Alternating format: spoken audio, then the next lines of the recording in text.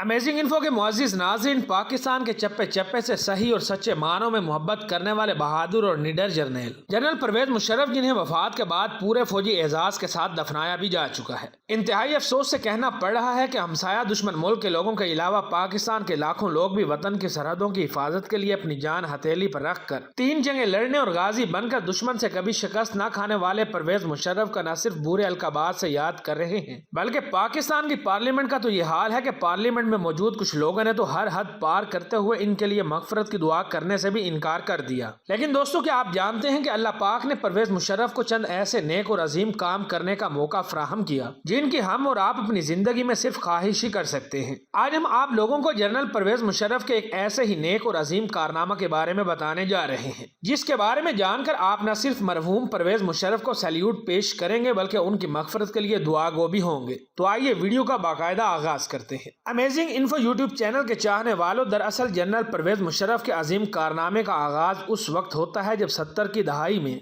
20 नवंबर 1979 को खाना काबा यानी अल्लाह पाक के घर पर चंद दुश्मनाने इस्लाम ने खाना काबा के अंदर घुसकर कब्जा कर लिया था। तो ये पाक फौज के कमांडोज और खास तौर पर परवेज मुशर्रफ की क़यादत में जाने वाला फौजी दस्ता ही था जिन्होंने खाना काबा को बगैर किसी आंच आए बाहिफाजत दुश्मनाने इस्लाम से बाजियाब करवा लिया था। इस पूरे वाक़े और अजीम कारनामे के दौरान परवेज मुशर्रफ का किरदार इंतहाई अहम था, क्योंकि जब 20 नवंबर 1979 को इमाम मेहदी होने का दावा करने वाले मोहम्मद अल कहतानी के अलावा इसके करीबी साथी जमानुल अताइबी और उसके 400 जायद लोगों ने नमाज फजर के बाद खाना काबा में मौजूद मस्जिद पर हमला करके खाना काबा और खाना काबा में मौजूद तमाम नमाजियों और हजारों इबादत गुजारों को अपने कब्जे में कर लिया। इनका यह दावा था कि हमारे साथी मोहम्मद अल कहतानी नऊजुबिल्लाह इमाम मेहदी हैं और तमाम आलम इस्लाम पर यह फर्ज हो गया है कि वो हमारे साथी के हाथ पर बैत कर लें। सऊदी हुकूमत ने इस झूठे ग्रुप से खाना काबा को छुड़वाने के लिए मुताद्दिद कोशिशें की, पुलिस भेजी, फौजी दस्ते भेजे, यहाँ तक कि कमांडो एक्शन भी किया, मगर इन्होंने मस्जिद के मीनारों पर मशीन गनें नस्ब कर रखी थी। इसलिए जो शख्स भी इनके या फिर खाना काबा के करीब जाने की कोशिश करता तो इसे फौरी तौर पर गोलियों से भून दिया जाता। इस पेचीदा और मुश्किल सूरत हाल से दो चार उस वक्त के सऊदी बादशाह यानी शाह खालिद ने फौरी तौर पर 32 उलमा पर मबनी सुप्रीम काउंसिल का इजलास तलब किया।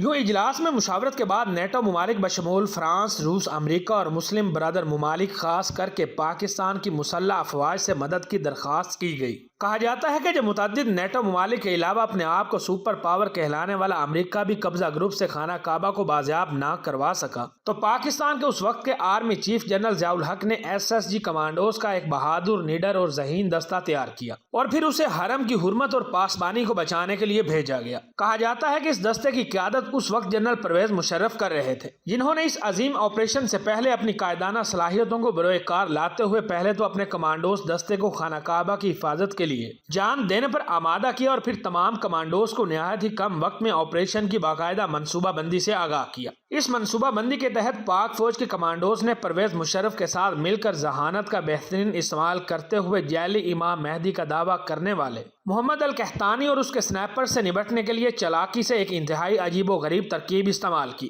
जिसके बारे में कब्जा ग्रुप सोच भी नहीं सकता था। दरअसल कमांडोज ने तैयार करदा मंसूबे पर अमल करते हुए मस्जिदुल हराम में पानी छोड़ दिया। फिर जब इस बात की तसल्ली हो गई कि पानी पूरी मस्जिदुल हराम में अच्छी तरह फैल चुका है, तो कमांडोज ने सऊदी हुकूमत से फरमाइश की कि हमारे कमांडोज को हेलीकॉप्टर के जरिए मस्जिदुल हराम पर उतारा जाए, जिस पर सऊदी हुकूमत ने खतरे को भांपते हुए एतराज तो किया, मगर पाकिस्तानी कमांडोज के कहने पर हामी भर ली और फिर ऐसा ही किया गया। दूसरी जानिब बाकी के कमांडोज में मंसूबे के मुताबिक पानी में करंट छोड़ दिया गया। यूं काबा में मौजूद जमानुल अताइबी और उसके स्नाइपर्स पानी में छोड़े जाने वाले करंट की वजह से बेहाल हो गए। बस फिर क्या था, हेलीकॉप्टर के जरिए मस्जिदुल हराम पर उतरने वाले कमांडोज ने इस मौके का भरपूर फायदा उठाते ही कुछ ही देर में खाना काबा को अपने कंट्रोल में लेकर तमाम कब्जा करने वालों को फौरी तौर पर गिरफ्तार कर लिया। इसके बाद तमाम नमाजियों और इबादत गुजारों को बाजियाब करवा कर रिहा करवाया गया। इस तरह जनरल परवेज मुशर्रफ ने खाना काबा को जैली इमाम मेहदी और उसके साथियों से बचा लिया। इस तरह अल्लाह पाक ने काबा की बाहिफाजत बाजियाबी का यह अजीम एजाज जनरल परवेज मुशर्रफ के मातहत कमांडोज के जरिए पाकिस्तान को बख्शा। अब आप खुद अंदाजा लगा सकते हैं कि जनरल परवेज मुशर्रफ निडर और बहादुर होने के अलावा किस कदर काबिल और ज़हीन कमांडो थे।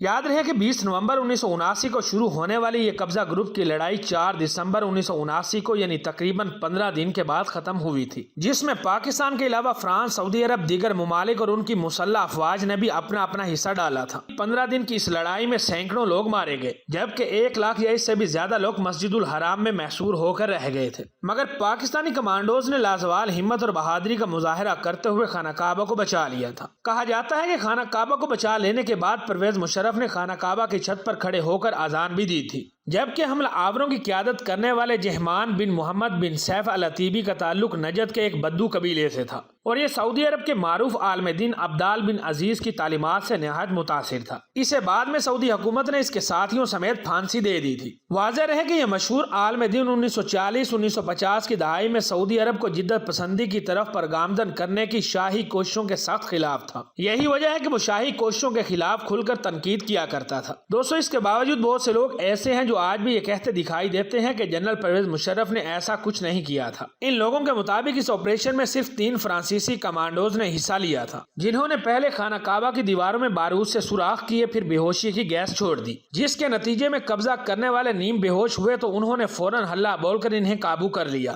یوں انہوں نے خانہ کعبہ کو جعلی امام مہدی اور اس کے ساتھیوں سے بازیاب کروا لیا تھا۔ اگر اس بات کو ہی درست مان لیا جائے تو مانا کہ جنرل پرویز مشرف نے اس آپریشن میں حصہ نہیں لیا ہوگا، مگر یہ کہنا کہ 500 لوگوں پر صرف 3 فرانسیسی کمانڈوز نے قابو پا لیا تو یہ اپنے آپ میں ایک مذاق لگتا ہے۔ خیر حقیقت کیا ہے یہ تو اللہ پاک ہی بہتر جانتا ہے، لیکن آخر میں خاص طور پر ان لوگوں کے لیے جنرل پرویز مشرف کے ان کارناموں کی طرف توجہ مبذول کروانا چاہتا ہوں جو پاکستان کی تاریخ کا حصہ ہیں۔ جیسے کہ جنرل پرویز مشرف نے 1961 میں آرمی میں بھرتی ہو جانے کے صرف 4 سال بعد اپنی زندگی کا ایک اہم ترین کارنامہ سر انجام دیا، جس کے مطابق انہوں نے 1965 کی جنگ میں اپنی جان ہتھیلی پر رکھ کر گولہ باری کے دوران فرنٹ لائن پر لڑتے ہوئے نہ صرف اپنے ازلی دشمن کی لاہور کے جم خانہ میں آ کر چائے پینے کی شدید خواہش کو ناکام بنایا، بلکہ اپنے سپاہیوں کے ہمراہ دشمن فوج کی ہر چال کو ناکام بنا کر انہیں ناکو چنے چبوائے۔ تبھی تو جنرل پرویز مشرف کو 1965 کی جنگ میں بہادری سے لڑنے پر اعزازی سند سے بھی نوازا گیا تھا، جو ان کی بہادری، نیڈر اور محب وطن ہونے کا لازوال ثبوت ہے۔ وہ لوگ جنہیں اس کے بعد بھی جنرل مشرف کی محب الوطنی پر شک ہے، ان کے لیے میں بتا دینا چاہتا ہوں کہ پرویز مشرف نے 1965 کی جنگ کے صرف 6 سال بعد